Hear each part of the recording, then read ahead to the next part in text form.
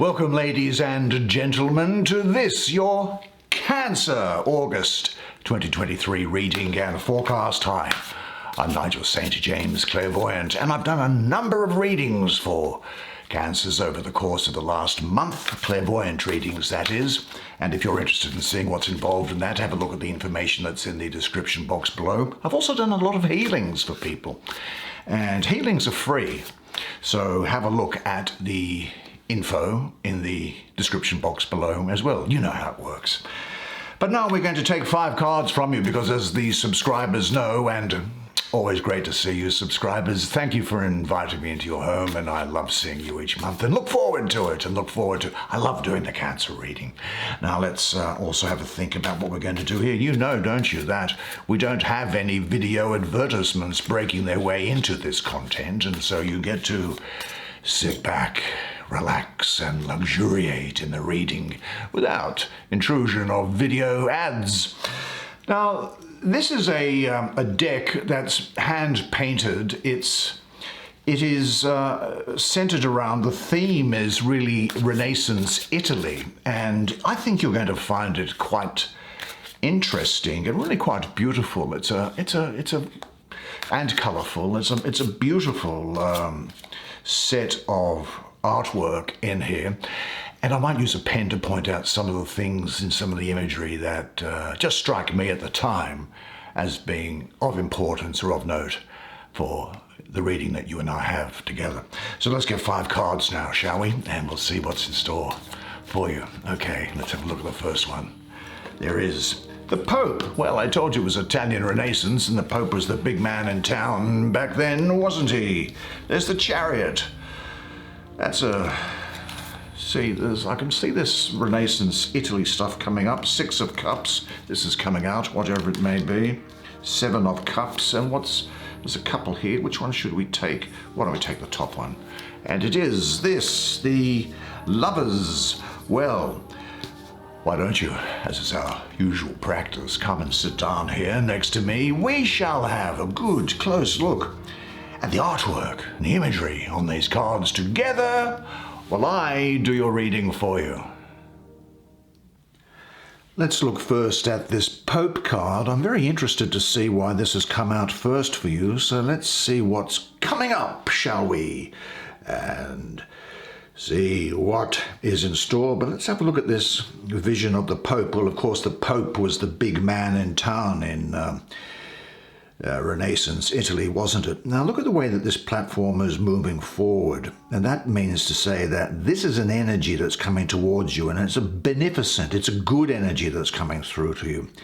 The Pope's face itself is really quite happy, jovial, which means it's good, and he's got his hand up in a sign of greeting.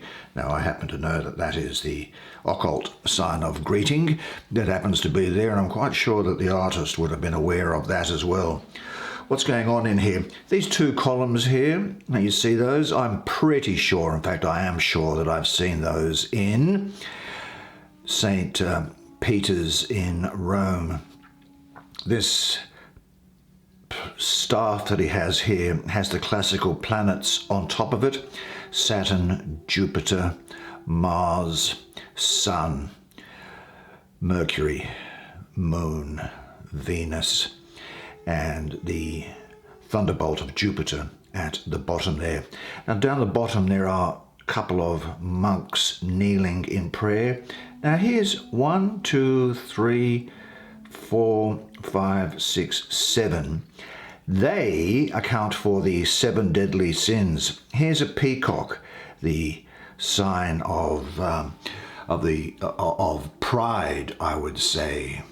Then there's a couple of people fighting. That's what would I call that? I'd call that wrath, maybe.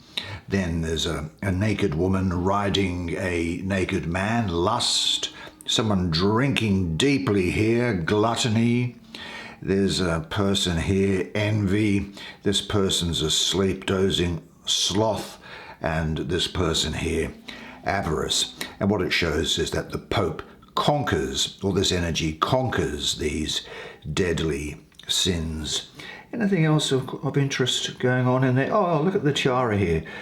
Well, this first level of the tiara refers to the physical world.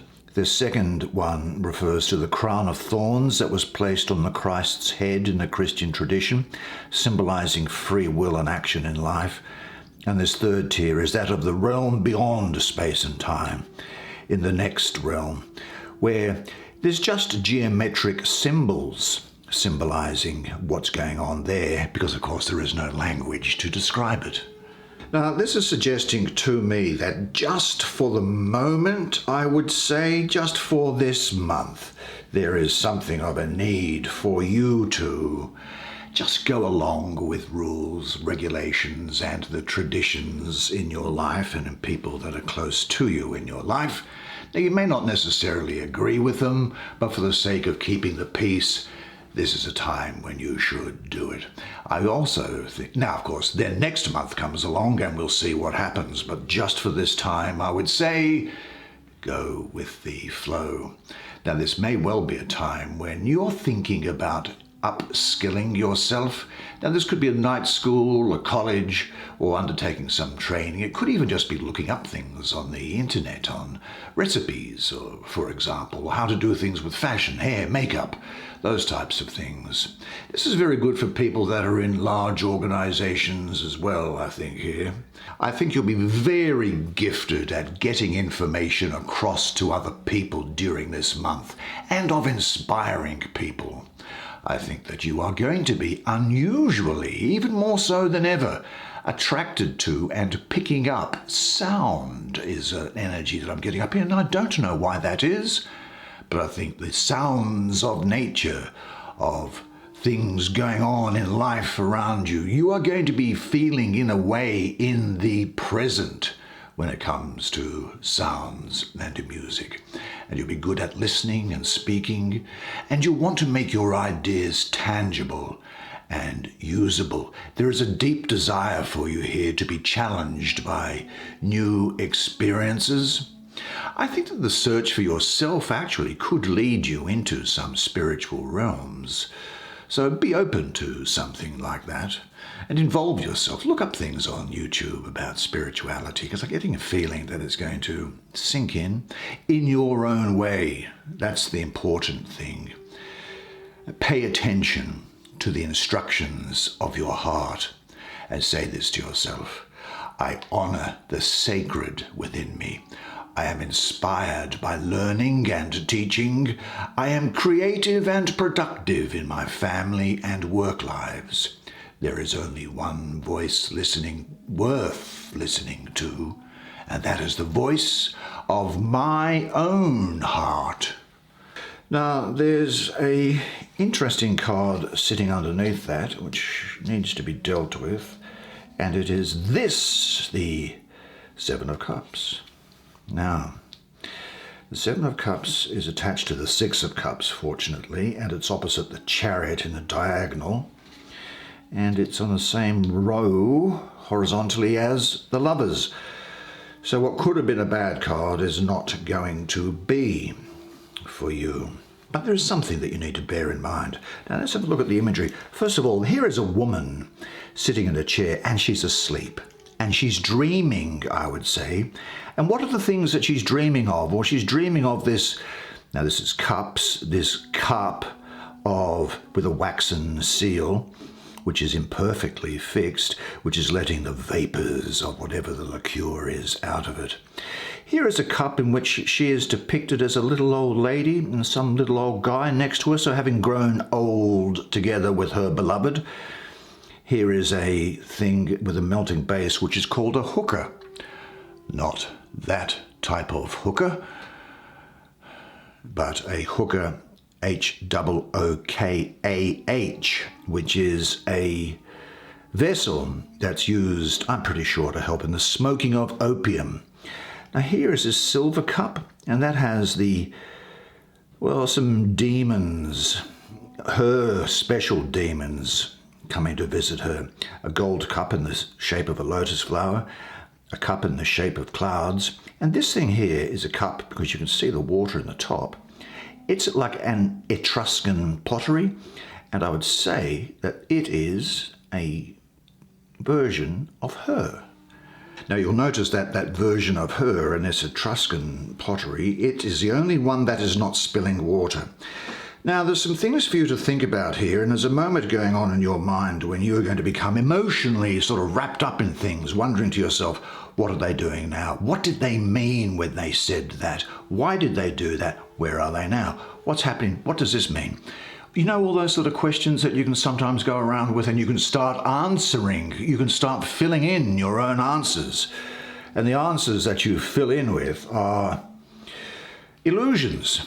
They are delusions, and very much with opium and liquor and all this sort of stuff going on here, and clouds, it's very easy to see that we have the feeling of illusion and delusion around here. Now this is added to by the astrology, which is Venus coming into the third decan of Scorpio, the 13th to the 22nd of November. Now, Venus is the planet of love and relationship, and Scorpio is all about intensity. It's about in-depth transformation and exploration of the self and others. But there's also a Venus here in the number 7, mystically for me. I have Venus associated with 7 in the numerology.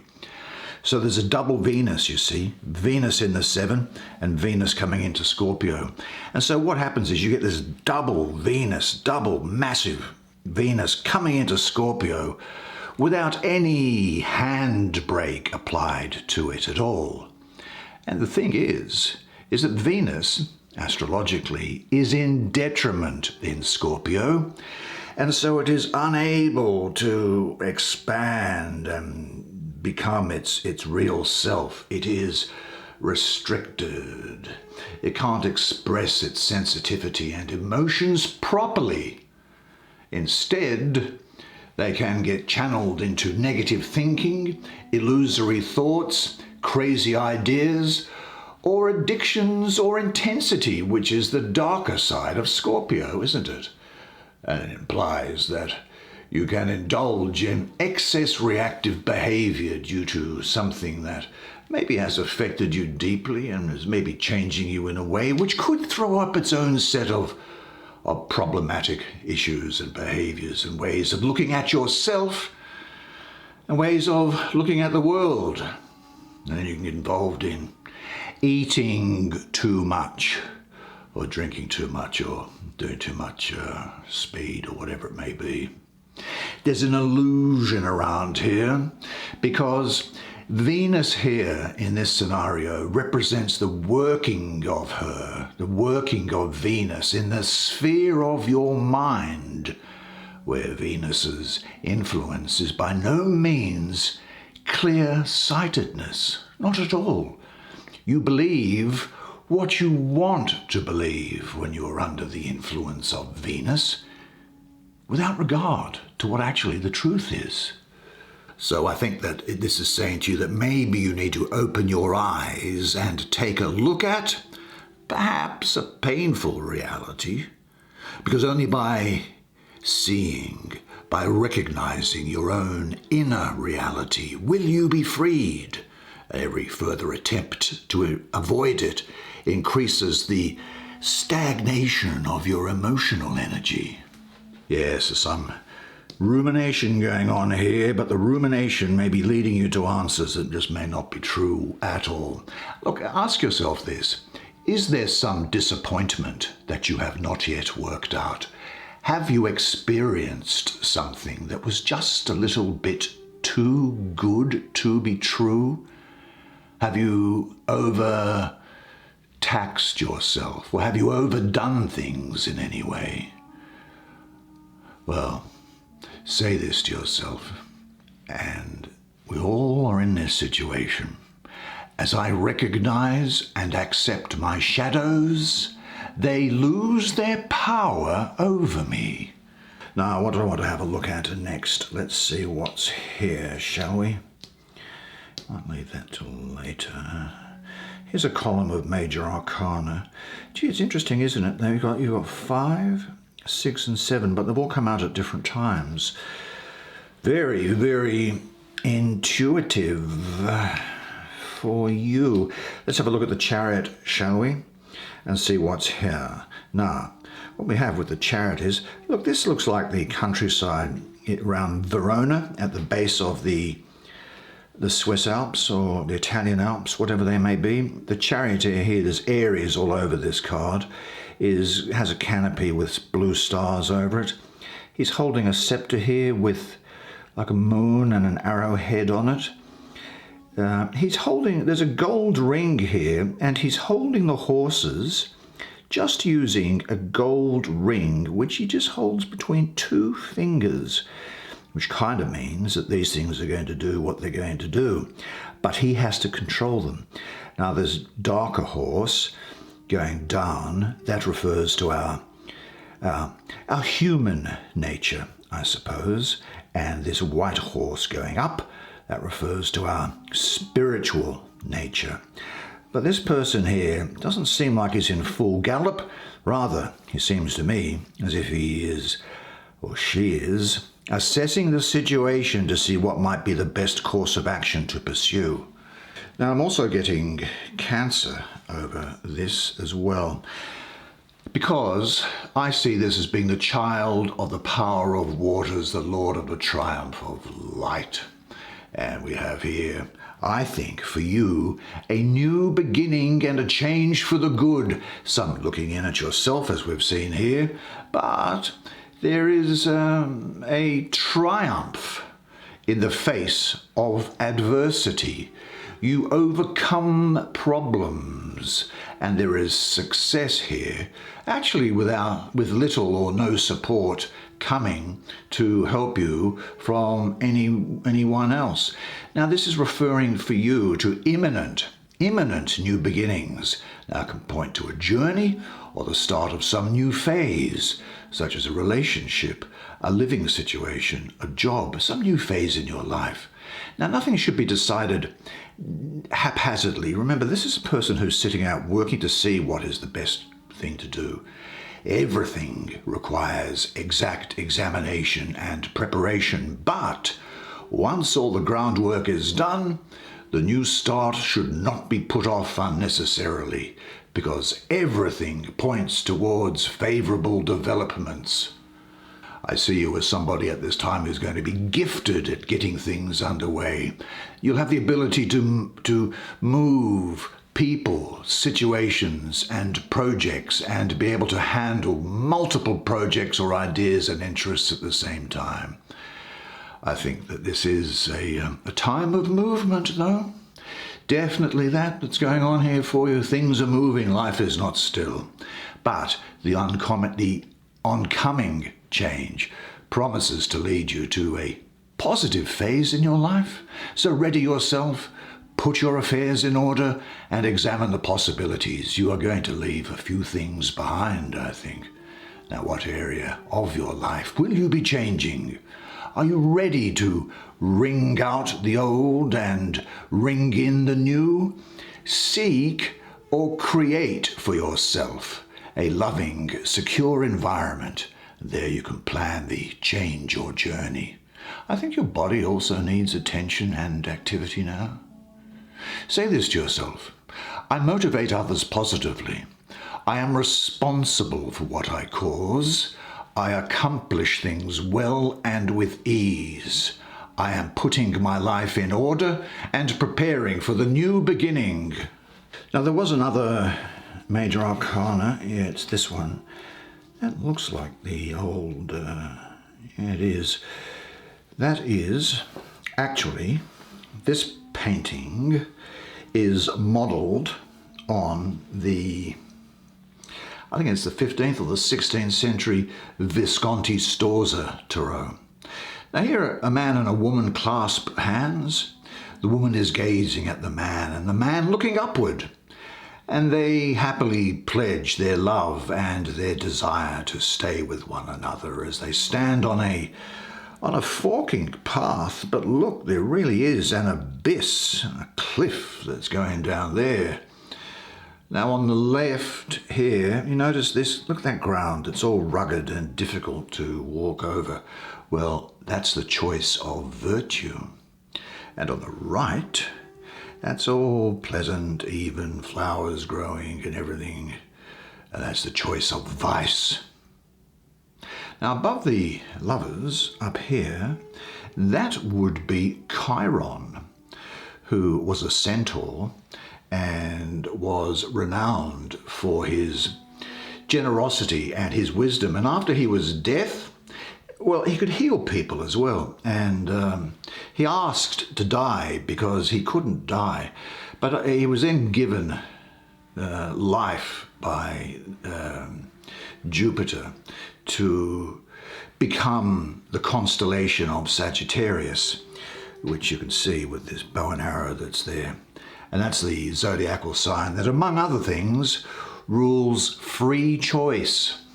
Now here we have the children of the voice divine, the oracle of the mighty gods. And it is Mercury ruling Gemini with dragon's head, that north node of the moon, exalted. Not many people use the nodes of the moon for exaltations, but I do. I find a benefit in doing that. Now I say free choice. Why? Because I'm very much getting the idea of choice around here for you. Yes, now certainly there is love and attraction, coming, approaching, connection with people. And also the union of opposites through love. And you might also become conscious through relationship.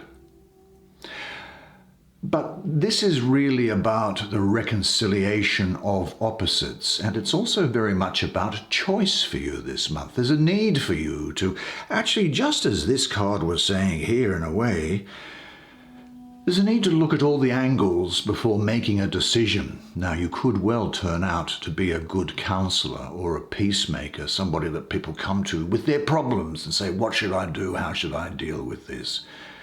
And I think that you have the need to look at harmony in relationships.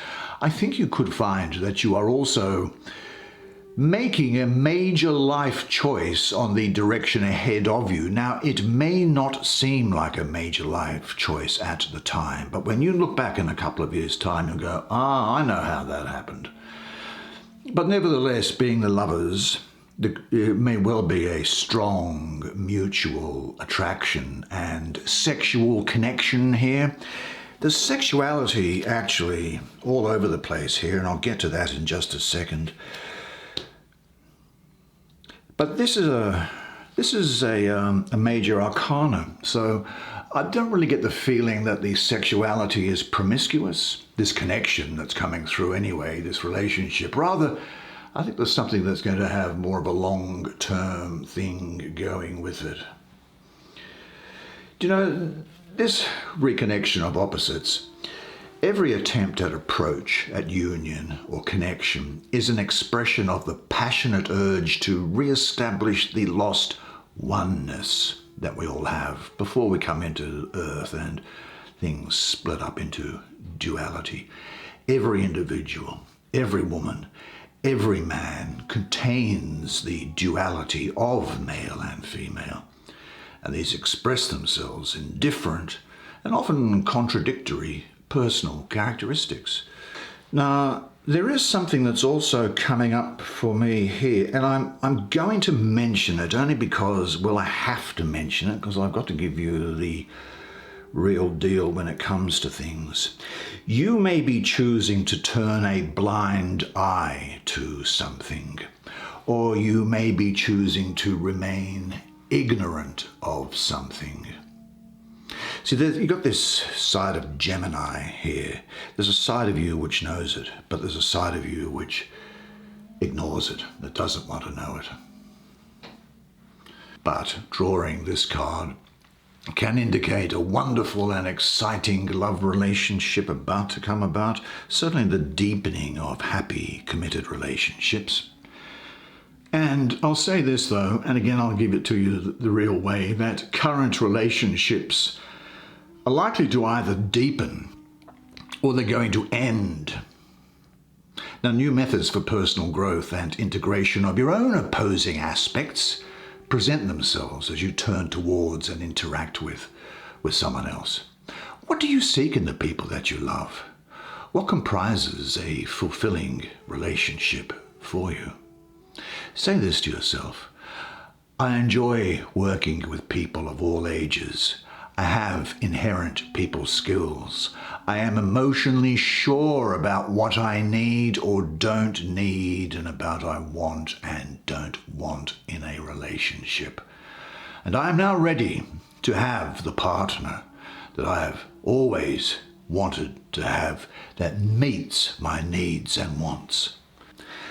And then finally we turn to the Lord of Pleasure. And it's the Six of Cups. Let's look at the painting first and see what is going on here. I think it's the way that people could be dealing with, I'm just getting the feeling that's how people might be dealing with things in their old age.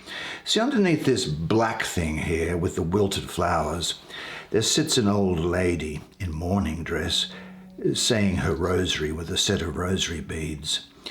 In this cup here, we see a very hedonistic and sexual scene going on here, below which is, well, maybe the fool or a fool greedily lapping up some of this liquor that's falling over the side here. Over here we see a wizard. And this looks like it's the shape of a bird, this thing, and the wizard is making use of all of the tools of the trade of the wizard, being esoteric and occult matters. There is here now this might be a reference to the Colossus of Rhodes. This would be a Befana. Now Befana in Italian culture is a good witch, and here she's making socks or stockings that they give to children, that thing. Over here is, beneath this cup, is an ascetic person, as in sitting around just praying. And here there is, looks like a monk. He's got that hat on from the monks of Mount Athos. Mount Athos is a peninsula in Greece. It sticks out into the Aegean, I think. And there's about 40 monasteries there, and he's sitting on this earthenware cup with a wilting olive branch around it. But the astrology is very quickly that of the sun in the second decan of Scorpio. I also have the sun in the number 6, so we have a double sun, and the double sun reveals what Scorpio wants to hide. So we have lust, enjoyment, pleasure in sexual relationships, a rich exchange of sexual and heart energy, and emotional renewal, indulgence, excitement, family support. But the pleasure here is completely harmonized. The zodiac sign governing it being Scorpio, pleasure's planted in its most appropriate soil there, isn't it? So there's lots of physical pleasure. Now, if you don't have a partner, that's okay. You can still engage in sexual pleasure. But what a great set of cards for you.